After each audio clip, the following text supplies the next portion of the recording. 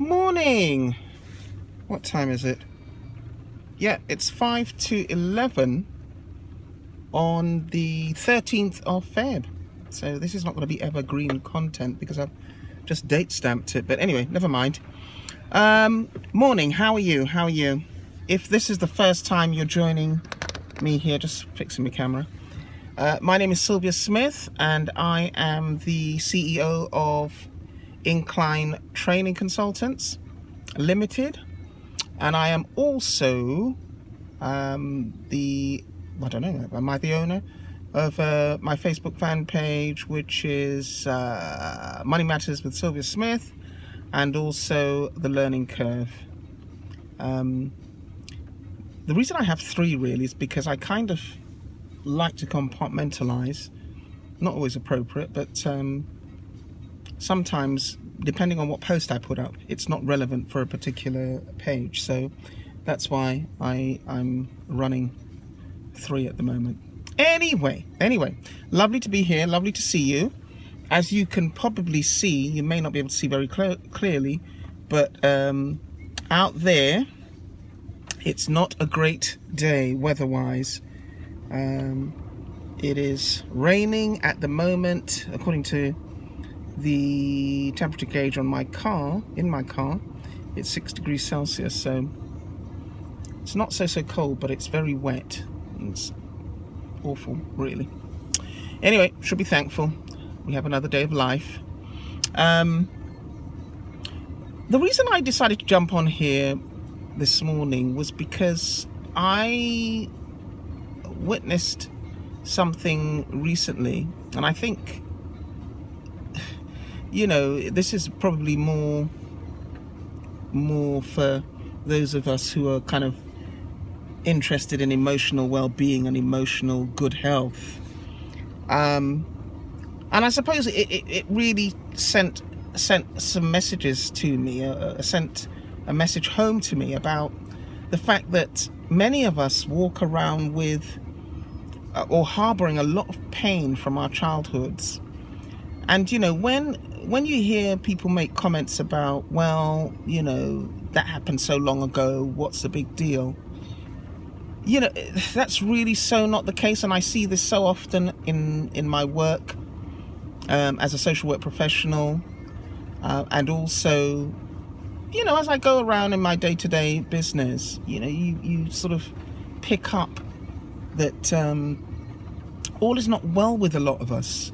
Some of us are really harboring a lot of pain. I mean, what happened was over the weekend I was with some very dear friends of mine.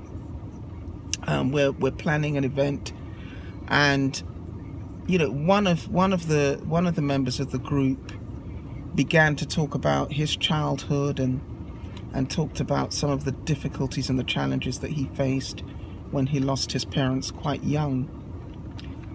And the poor guy, he's of mature years. I mean, he is a grown man who has seen a lot of life, has his own children, has his grandchildren, but yet still feels quite pained by some of his experiences as a child. And the theme of distress was around colorism, which is, as some of you will know,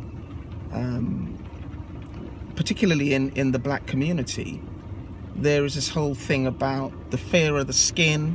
I say the black community, the ethnic minority community, really, because I know this happens in other communities also. But the notion being that the fairer the skin, the better you are.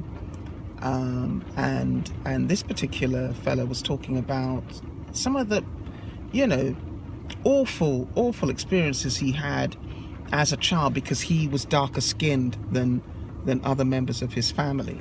Not his immediate family, but extended family. He lost his parents and had to move to live with them, with extended members of the family. And he just spoke about how awful it was.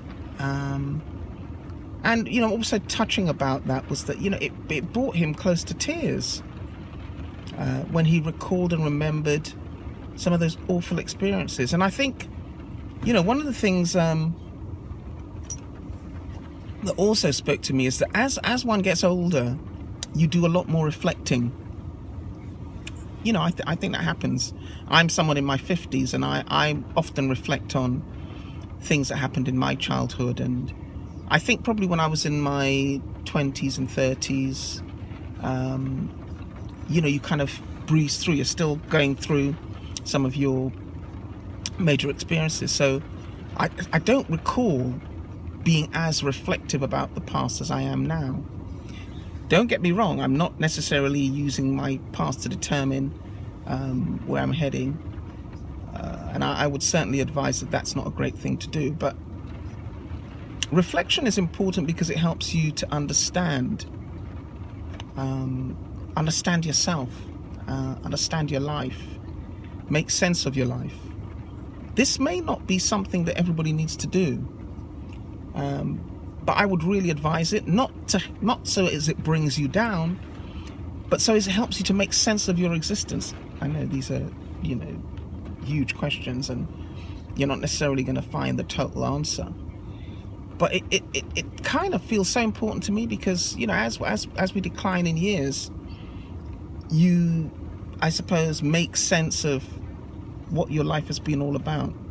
So I would imagine for this guy, and for many of us who are older, we are thinking about our childhoods. We're reflecting on some of the good times and some of the bad times. And, you know, I just felt so privileged to be in the company of someone who felt able to share not only the good things, but also the things that were not so good. And I suppose I just wanted to share that here, that, you know, that's okay. You know, find yourself, if you find yourself in a group where you feel able and you feel there's a degree of trust, share. Good, bad, and ugly. Good, bad, and ugly. Yeah. It's so cleansing for the soul, I think. Just to be able to kind of let it out, speak it, let it out, and move on if you can. So that was my thought for this morning.